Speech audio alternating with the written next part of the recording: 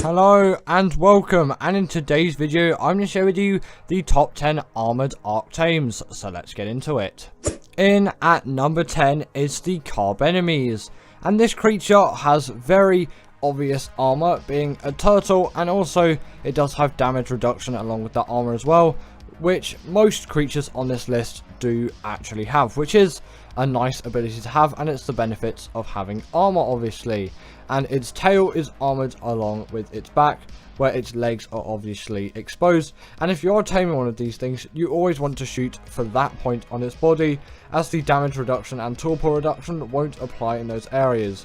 Its head armor also does apply as armor as well, and I think the under of its belly does apply as well. Either way, this thing is a literal tank with loads and loads of armor all over it, and it is a great creature in the beginning stages of the game if you want to go out and farm those silica pearls and oil if you don't have beaver dams at the ready, but the oil part will still be extremely useful in the early game, as taming an underwater creature can be a bit of a drag, although the Ichthyosaurus isn't too bad and will do a better job than this thing. You can just have this really early on to do all of your oil gathering, and it actually really isn't too slow in the water, although it is pretty slow on land. Next up we have the Plura, and this creature pretty much just has armor all the way along its body. Not sure if this has any damage reduction or torpor reduction or anything like that, but it is very heavily armored all along its body. If you call that armor, I would call it armor. It is definitely armor looking like, and it kind of makes sense considering it's an insect. It's its exoskeleton, which does count as a form of armor. And in terms of this thing's use for the general PvP, not PvP, for the general PvE player, these things won't really be of much use to you, but for the general PvP player, these can be of extreme use as they can destroy any type of structures, which is a great option for doing raids, as these things are a really sneaky creature and they do a heck of a lot of damage when it comes to destroying structures. They can even destroy tech, which is an absolutely insane ability for a creature of this size to actually have. Now, the Gatcher technically does have a lot of armor along its back, with those rocks literally sticking out from it, and it kind of is generally armored all over. Although it doesn't have the most armor of any creature, it has an extremely amazing use, which is the fact that the crystals on its back can give you a variety of resources, which you can choose in the options menu in its inventory, but also if you give it snow owl pellets, it can give you absolutely insane OP loot, which you really don't want to miss out on. And albeit it has been nerfed since release, it is still a very OP option if you obviously have a snow owl and a Gatcher to go around, or even just a Gatcher to itself, and you can see this in action here. And you can even get Gatchers, if you're really lucky, to make you element dust, I think is what it's called, although that isn't as useful anymore now since Gen 2 released. And in at number 7 we have ourselves the Velonosaur, and in my opinion this is an armoured creature. You can kind of see its face is somewhat armoured, and on its back it's got all those spikes and things like that. I would count this as an armoured creature, but I'm not going to whack it up really high in case anyone gets too annoyed about this creature, as yes, I can say it isn't the most armoured creature out there, but it definitely is one which I think every Ark player should respect, as it has a great ability where it can fire its spines, I guess you could say, or spurs, whatever you really want to call them, and just shoot them into any target. And sadly it doesn't scale with melee damage, but if you level up your stamina, these things can absolutely pump these things in to any creature which you may want to be attacking. And also with that, their stamina drain is one of the lowest in the game out of every creature, and I really think at some point you should give the Velonosaur a go, especially if you have Genesis Part 2 or Extinction, because they kind of spawn on those maps, and mainly on Gen 2 actually, as the Velonosaur is really a great creature, just an upgraded version of the original creature, which I really like already. Now we've got the Stegosaurus, and this thing has rider protection, so it's an armoured creature, and also with all of its armour plates all along it, it definitely fits the list very well. But why have I put this thing so high on the list? Comparatively, you would just think this is just your generic herbivore. Well, apart from just being your generic pretty good herbivore actually. It is a great gatherer of berries and of wood as well. Since the TLC 3 update, this thing is amazing at doing any kind of turret soaking, berry gathering, and wood gathering on top of that as well. And Microraptors can't seem to attack this thing, which is very much to your benefit. As Microraptors, yeah, no one really likes Microraptors. They are so annoying in like every case. But, you know, Rider Protection coming to the rescue here. But in terms of obviously their main abilities, they have 3 plate modes. The Sharpen Plate, that's going to deal the most damage, and also give you the capability to harvest bushes, as you can't do it in any of the other plate modes as far as I'm concerned. Then you got the Heavy Plate, which is good for wood gathering, and then you have also got, I can't remember what it's called now, you've got, it's something like the Armored Plate. Either way, it's what the other plate is. You've got the Sharpened, Heavy, yeah, I think it's the Armored Plate, and that plate is going to be great for turret soaking, as it's going to give it so much damage reduction, and it's actually insane how much damage reduction this thing actually has. Also, if I got the plate wrong, just list the name down below in the comments. I really do need to remind myself. In at number 5 is the Shadowmane, and you may think that this creature isn't armoured at all, but I did a little bit of research before this video to prove a statement which I was always going to say about this thing. When making this video, I was going to put this thing right in the middle, and the reason why I'm going to say it's an armor tame is because it has natural armor, and it is called that in the game, so I'm counting it as armor. It has armor, and the game recognizes this, and it is actually where its saddle slot would be, as this creature doesn't have a saddle, but it does have natural armor, and the Wyvern doesn't have natural armor. I was going to put that thing on the list, but, you know, maybe not. The Shadowmane is definitely a lot more deserving of the title of an armoured creature anyway, and it has a wealth of great abilities like you've seen there. Its mobility is insane. Also in the water it is great as well. It does a lot of damage, it's great impact, it's great for boss fights. Its only real downside being the fact that its taming method is one of the most annoying in the game in my opinion, and I really struggle with it every single time. Anyone else, comment down below if you struggle with some Shadowmane taming.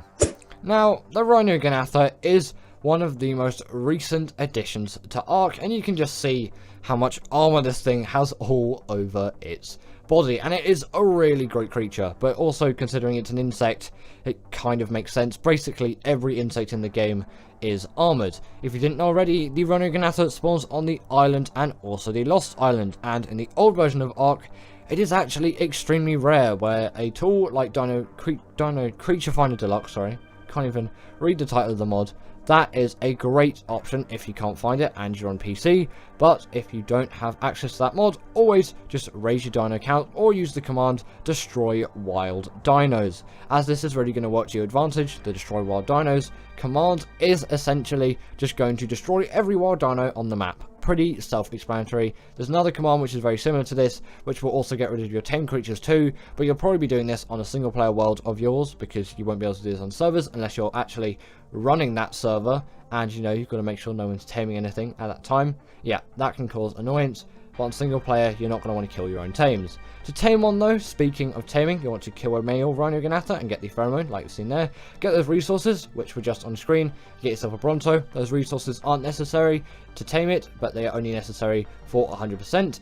Then essentially you'll need to net gun it or trap it. Net gunning is way easier. Then pull out your magnifying glass, or you can obviously use the awesome spyglass, which is what I'm using here.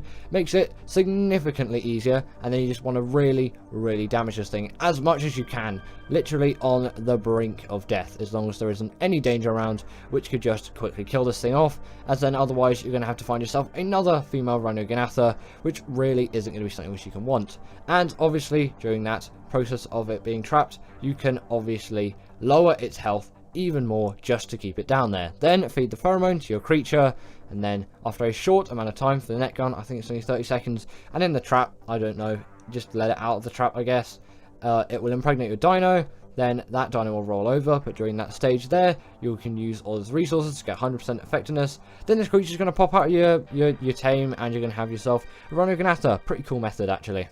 In at number 3 is the Anki, and I'm going to put the Dodic in this position as well, as I think those two creatures really deserve to be in the number 3 spot. Not quite as good as the creatures in at 2 and 1, but still an insanely insane creature. Don't know why I did the same word twice there. But these creatures are great harvesters of stone, flint, and obviously metal. The Anki being the more popular of the two, which is why I've done B-roll of it, because it's going to gather berries. It's not going to, actually it can gather berries, but it's going to gather yourself that metal and all of that flint, which is pretty much, it is just essential in the Ark game. And the Anki is going to gather you all of that stone. Still very useful if you want to make spark powder, which is essential in making gunpowder. And also stone is also a way of getting cementing paste if you have some chitin or keratin to hand too.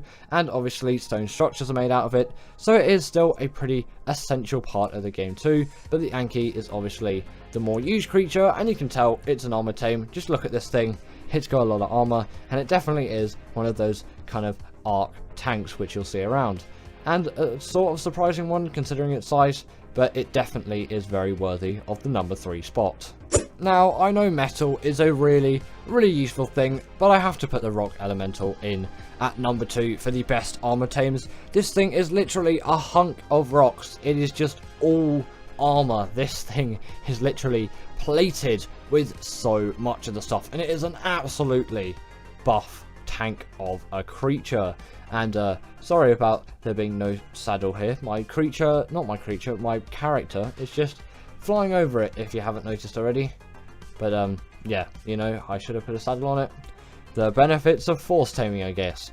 Either way, its main kind of use on Scorched Earth for me, whenever I use it, is for defeating deathworms to tame myself the best mantises which I possibly can, as they use deathworm horns to tame, or woolly rhino horns, but you're not going to find woolly rhinos on Scorched Earth. But they're also just great for absolutely obliterating everything, and they're really good turret soakers as well.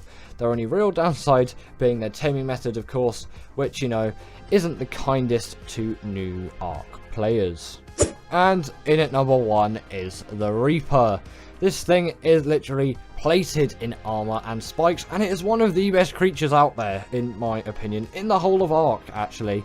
It has a great atmosphere, great taming method, great mobility, and it is great all around. There's nothing really which I think I could do better with this creature, or Wildcard could have done better with this creature, actually.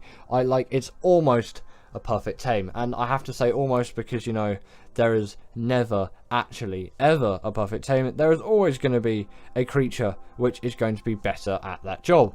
But in terms of this thing's taming method, because I'm talking about taming so much for some reason, you essentially need to get impregnated by it, which you'll do by trapping one of these things, then getting it to glow a pink glow. I think it needs to be below 1000 health. Then go up to it, it will impregnate you, then just gather loads and loads of XP if you want 100% effectiveness. Otherwise, just wait for this baby to hatch, get some Reaper pheromone glands to hand so the baby doesn't want to kill you quite as much, so you can actually claim that thing and raise it as yours. And then from there, it's pretty simple. You just raise up that baby, and then you have yourself this absolute hunking beast of a creature, which is an absolute joy to ride around on. It is extremely mobile and can do so much, and it does a heavy hitting amount of damage too.